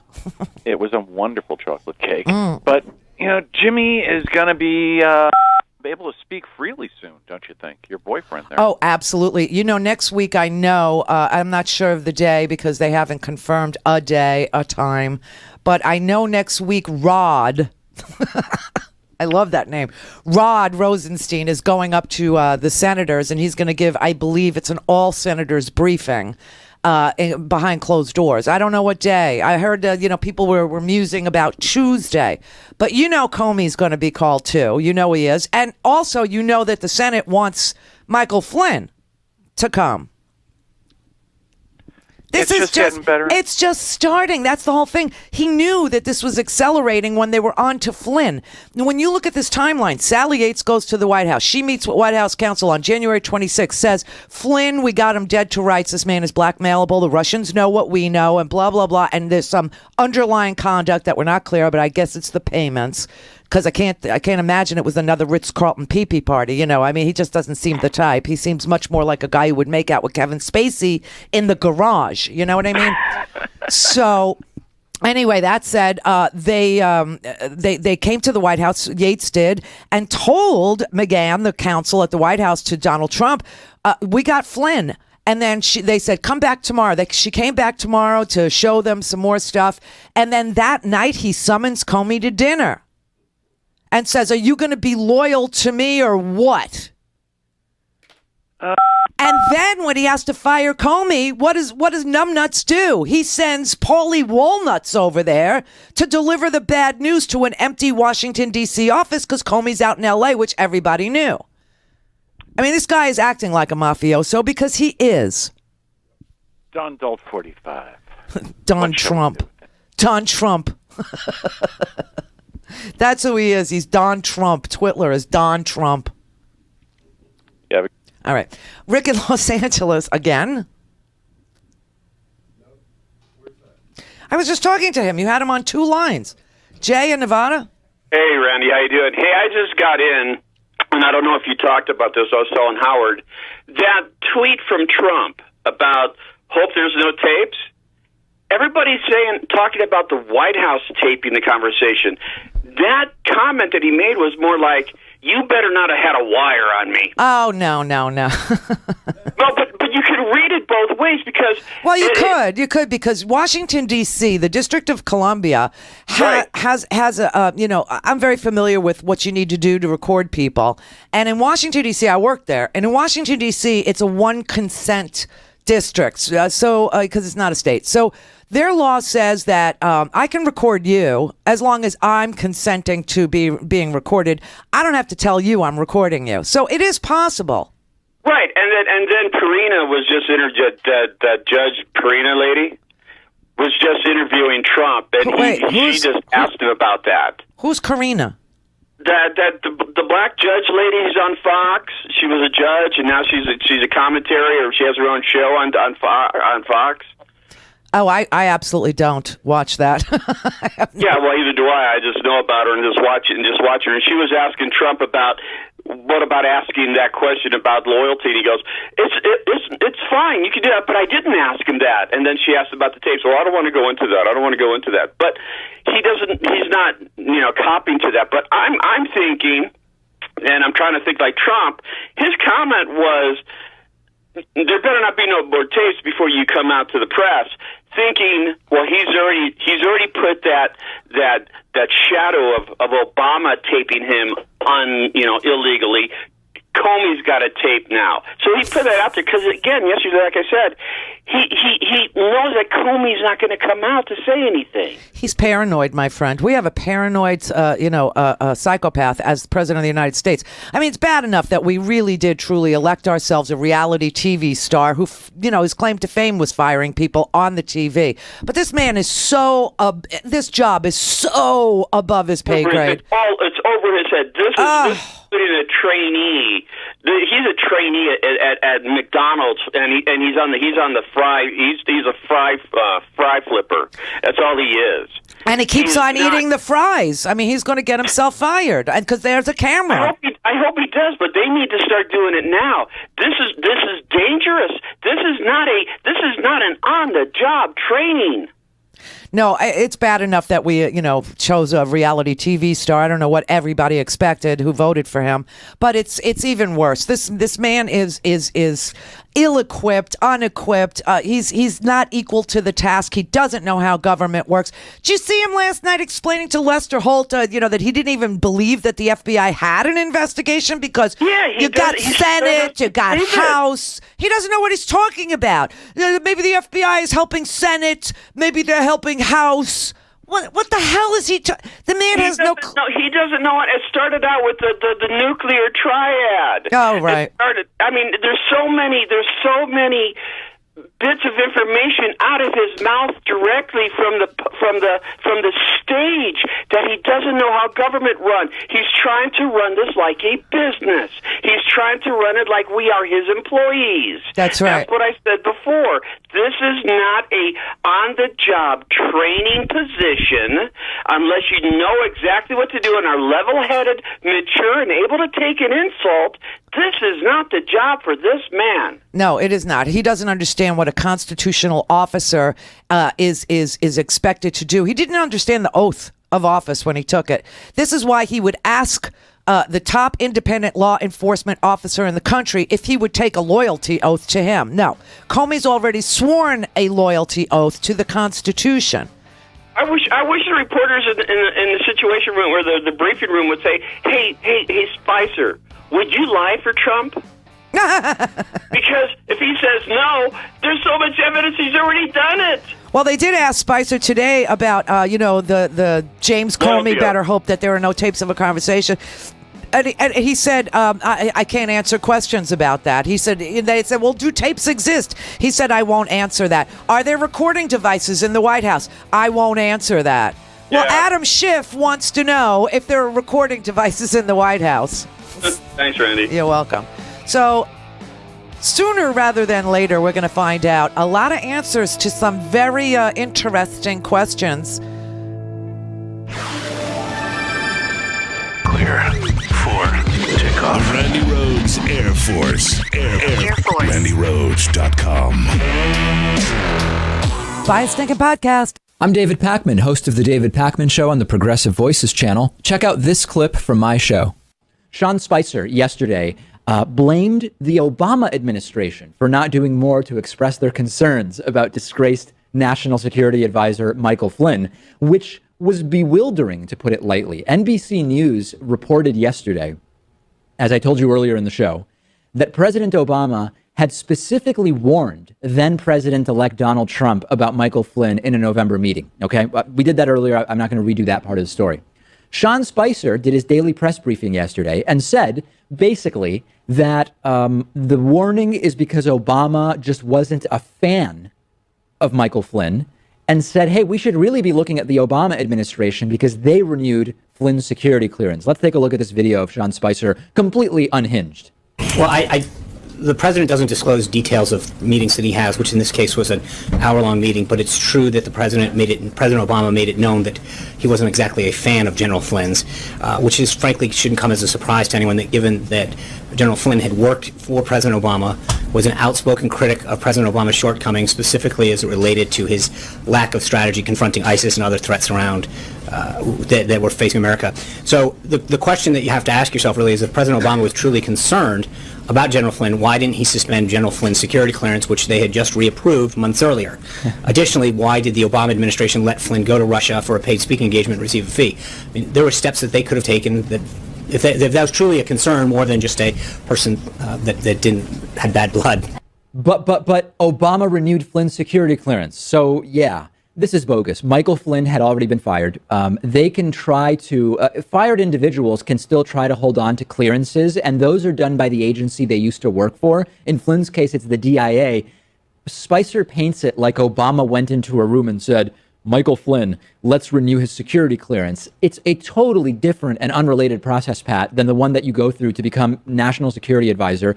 That was a routine matter for the DIA, Defense Intelligence Agency, way back when. It's not Obama saying, let's do this or that.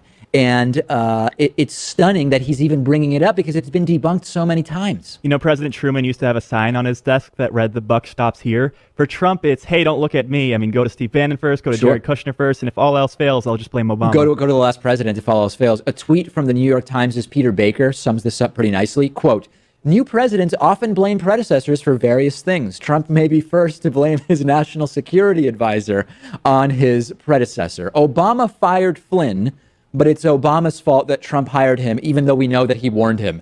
It's not computing. Yeah, I mean, Republicans used to attack Obama for blaming too much on George W. Bush. Yeah. But Obama's attacks had a lot to do with the circumstances that he found himself in, like the 2 wars and the recession. Yeah. Trump is blaming Obama for actions that he himself took. And Spicer actually said that Obama didn't take proactive steps to deny Michael Flynn's security clearance. besides the fact that he fired him and that the reapproval of that clearance had nothing to do with Obama, this is genuinely embarrassing. Why didn't Obama warn us harder is basically the question. Obama fired him. Then Obama warned Trump about him. Then Sally Yates warned the White House about him. Then Sally Yates warned the White House about Flynn again. What more could they possibly have done? Oh, maybe Obama should have had Flynn murdered to really prevent Trump from being able to hire him. I mean, how far are we going to take this? I mean, so much of this stuff was classified at the time, and it's not something that you would mention in a public setting, you know? So that's pretty much all they could do. It's gone into Twilight Zone territory. It truly has. You've been listening to part of the David Pakman Show on the Progressive Voices channel. For full audio and video podcasts, interviews, and more, go to davidpakman.com and check out our YouTube channel at youtube.com/The David Pakman Show. The Randi Rhodes Show is brought to you by our partners at ITM Trading.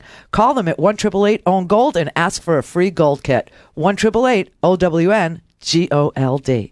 All things Randy at randyrhodes.com. Go for launch. Speaking truth to power, The Randi Rhodes Show.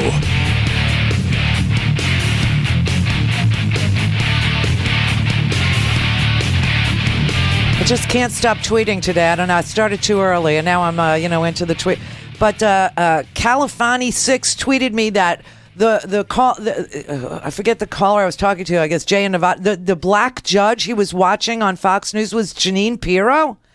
Granny Cam Jeanine Pirro was black. That's news to me. So I was just tweeting you back. Yeah.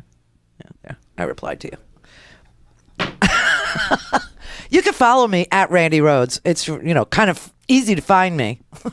So, yeah, I've been tweeting all day. I'm just, my doctor told me today, you're fine. But you better slow it down, honey. Better slow it down. Go on vacation. Oh, I have to play you this before we call it a day here because we're really close to the end. Did you see Lawrence O'Donnell last night? I watched because, what's his name? The law professor, Lawrence Tribe, who's a genius. He's brilliant. He's probably one of the best legal minds this country is lucky enough to have.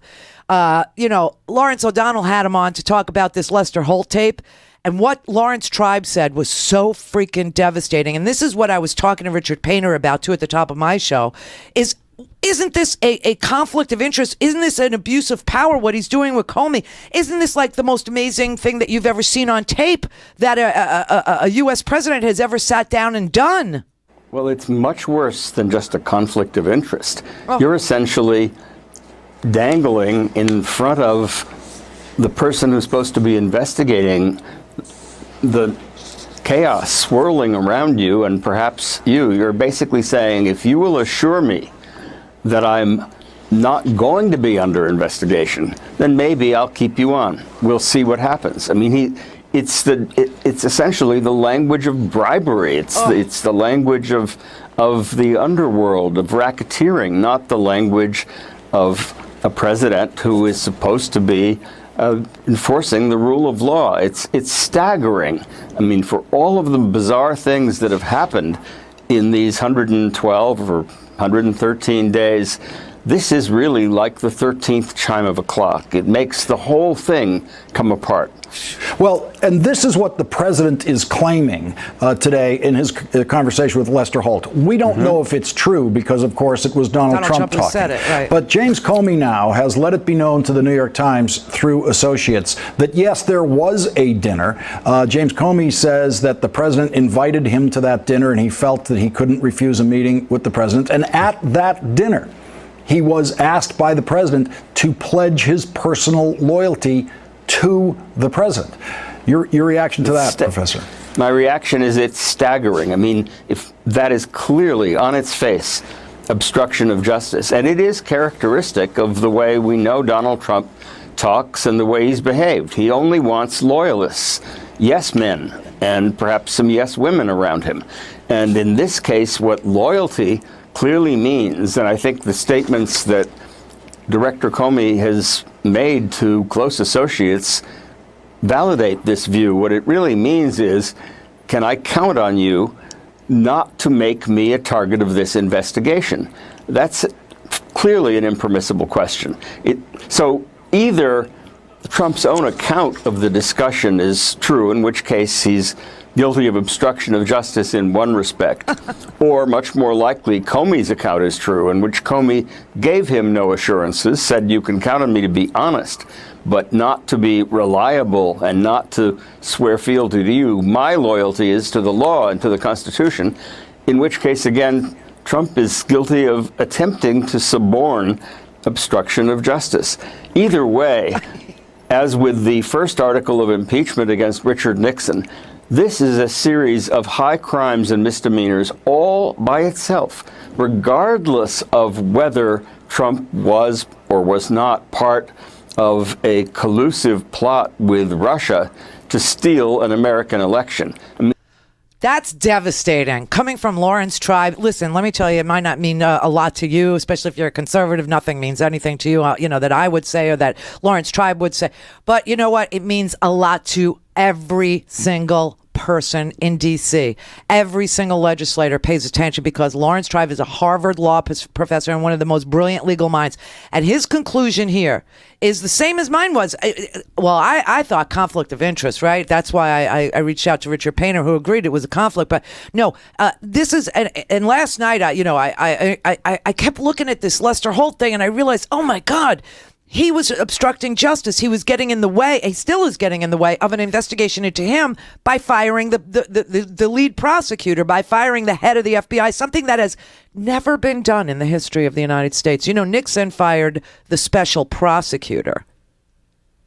And he fired his attorney general, and he fired a bunch of people who would not fire the special prosecutor because Nixon was also demanding loyalty from his cabinet and they wouldn't give it to him. So, one of them resigned and the others were fired. And then he finally found, Robert Bork to fire Archibald Cox, the special prosecutor. But he was the special prosecutor. He wasn't the head of the FBI.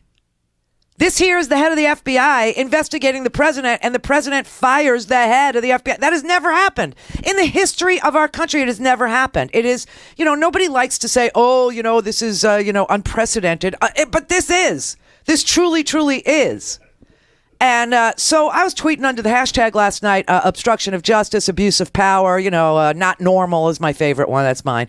And resist, obviously. But then Lawrence Tribe comes on the TV like after 10 o'clock and he starts saying, it's not just that if Comey's version is true, then Trump obstructed justice. But it's also true that if Donald Trump's version is true, which is a joke, but if it is, then he was suborning obstruction of justice. It's like suborning perjury, asking someone to lie for you. But this is worse. This is a higher charge. This is obstruction of justice. And he puts it all together at the end where he said, this interview with Lester Holt alone, never mind the collusion that may or may not have happened. We know Russia did interfere in our elections. Maybe Trump didn't collude. Maybe he did. That's a separate question. He said, but this alone, just this dinner alone and the story of it is a high crime and misdemeanor, no matter who was telling the truth. Wow.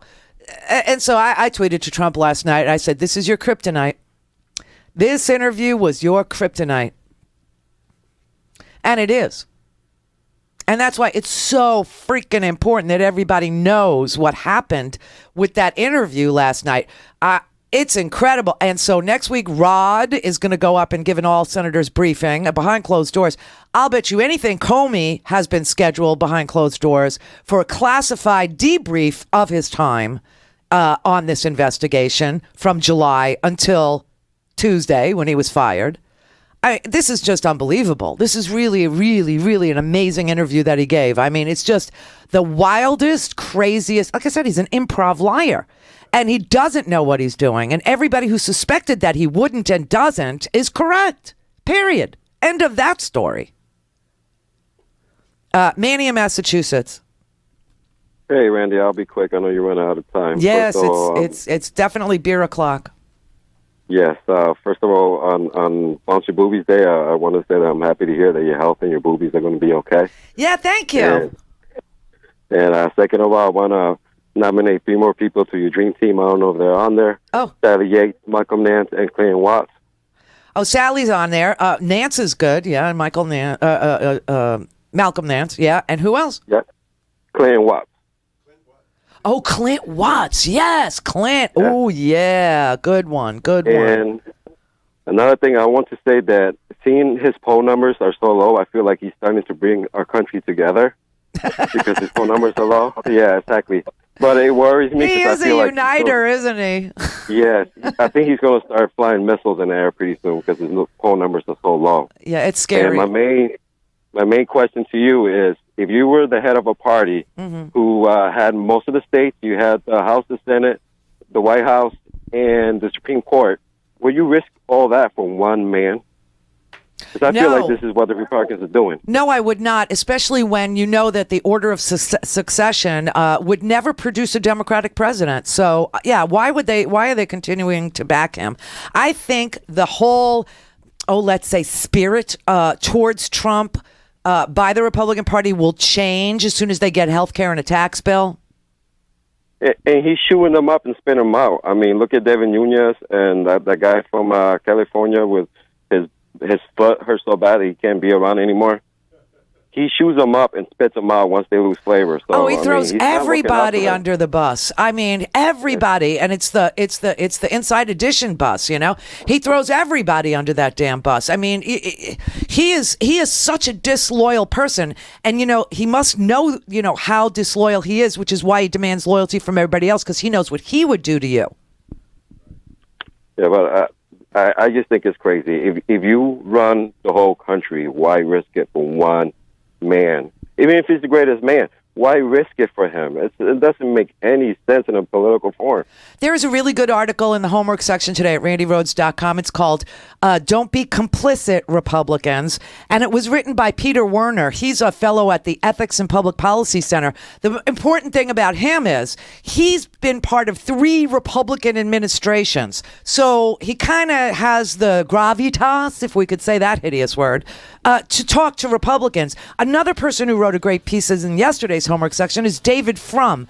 And the original thinker on this, the original Republican thinker on this was Elliot Cohn, who, when I first read his article, people go, why are you quoting Elliot Cohn? Because Elliot Cohn said, do not go to work for Trump. He is the devil. And you will be making a deal with the devil, and the devil takes his payments on the installment plan, and you will go down with him. So there's plenty of Republicans, unfortunately they're not serving in the House or the Senate, who see this, who see it. I think Richard Burr of North Carolina, the head of the intelligence agency, I think he's seeing the light. Because, he gets all the briefings.